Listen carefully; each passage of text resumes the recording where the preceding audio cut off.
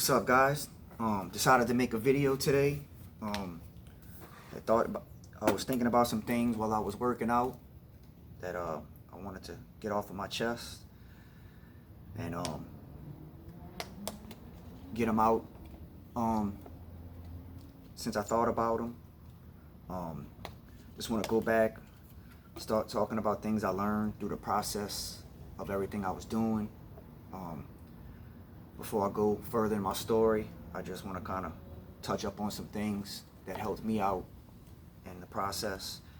Was figuring out that there is a process to everything. Kevin Hart talks about it when he was on Joe Rogan. He said it took him 39 years to figure it out. And, I was 39 when I felt like I kind of figured it out. So I related to that a lot. And it's, hearing somebody, Kevin Hart of his success, admit that, it took him till he was 39 to figure a lot of things out, as he said, like crack the code.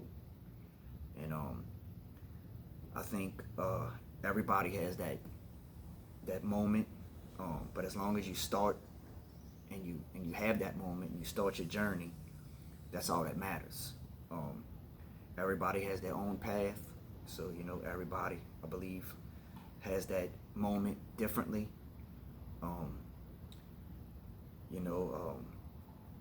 Shortcuts help y'all.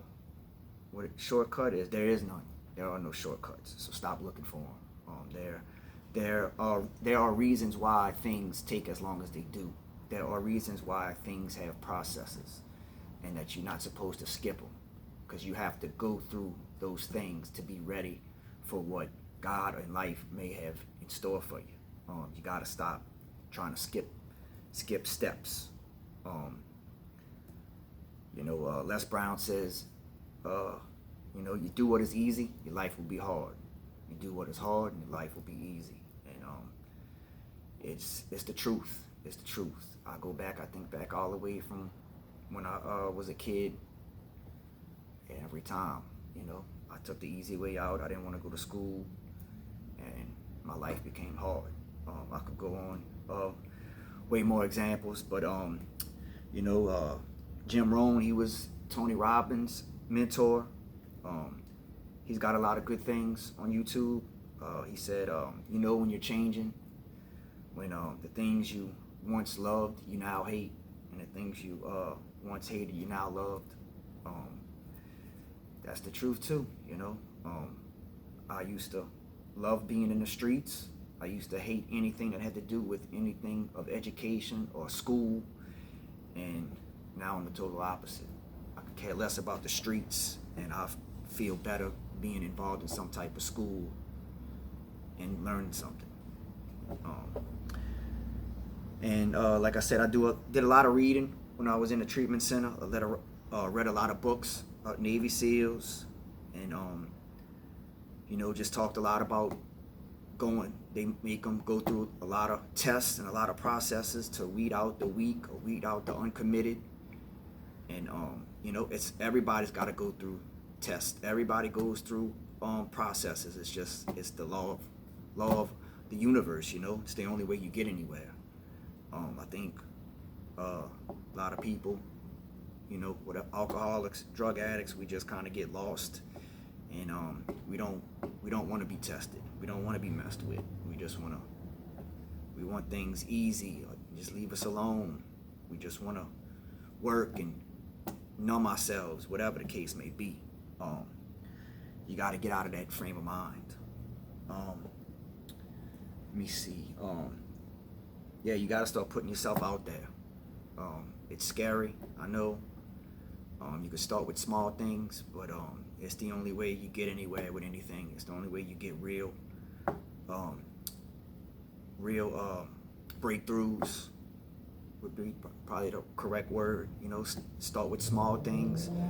Just start with promising yourself you're gonna share when you go to an AA meeting. You gotta make yourself vulnerable to a certain degree to reap some kind of benefits or have some type of breakthrough. You have to put yourself in vulnerable positions. I know it sucks, especially if you're just first getting sober, but the sooner you start doing it, the easier hopefully it becomes. But it still bothers me. I still deal with lots of anxiety. Simple things still give me anxiety, but I'm doing a lot more things now than I probably ever did, so there's a reason for it. You got to start holding yourself accountable. That's another thing. That's the only way it works. You got to start. Once you start holding yourself accountable, you really don't care about other people holding you accountable. That's the thing. Usually you don't hold yourself accountable, then other people are holding you accountable, and you start, being mad at them because you're mad at yourself. And to skip all that, you got to start holding yourself accountable. Like I said, start with small things. You gotta start, meaning what you say and say what you mean. You gotta stop being scared to mess up or to lose or to fail. It's the only way you learn. You either because you lose by default if you don't try anything. If you don't ever, try to learn anything or try and put yourself in a situation where you can lose, you're still losing by not doing anything. You either win or you learn. It's real simple. The only way you lose is if you quit. So if you never quit, you either win or you lose. That helped me a lot, just looking at things like that. Start taking on some type of responsibilities. Like I said, accountable, take responsibilities. That's all like putting yourself out there with some type of situation. Start with small things. It adds up. Like I said, start with things with AA, just anything. Because, I was scared to take responsibility for anything. So anything you can do it with, it adds up. Everything adds up. Nobody is coming to save you. So, there's nobody's coming to save me. There's nobody that's going to come to a treatment center, or nobody's going to come to wherever you sleep and being homeless. Some people might help you to a certain degree, but nobody's going to come change your life. You have to change it. You have to become your rescue. Shout out to Lisa Nichols. She's an awesome lady. She single mom from South Central LA, and I heard her say that in her story one time, and it just made sense to me. It resonated a lot. She was like, nobody's come and save me. Everybody around me is just as screwed up as I am. I had to become my rescue. You have to become your sponsor, your cheerleader, and your psychiatrist to a certain degree.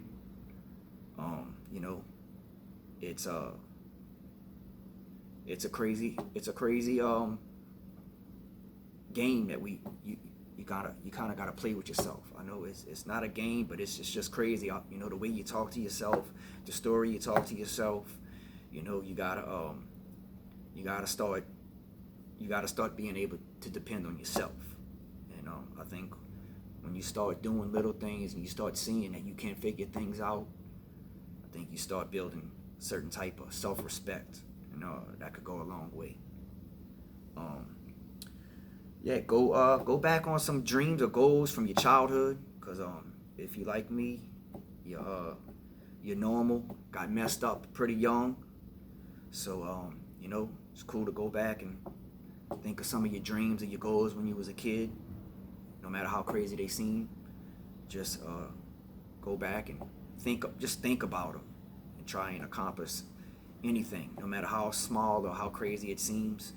Just start with something. You control your effort and your attitude. Those two things are very powerful in any situation you're in. But you might not be able to control where you live. You might not be able to control where you work. There's a lot of things we can't control, but effort and attitude are the two things we can always control. And I think you'd be surprised on how much those two things matter in everything. And you'd be surprised on how much you can change with just those two things. And I believe it was Gandhi that said it, you know, to find yourself, lose yourself in the service of others. And that's definitely where I started finding myself at, when I started doing things for other people. So, all right, guys, thanks.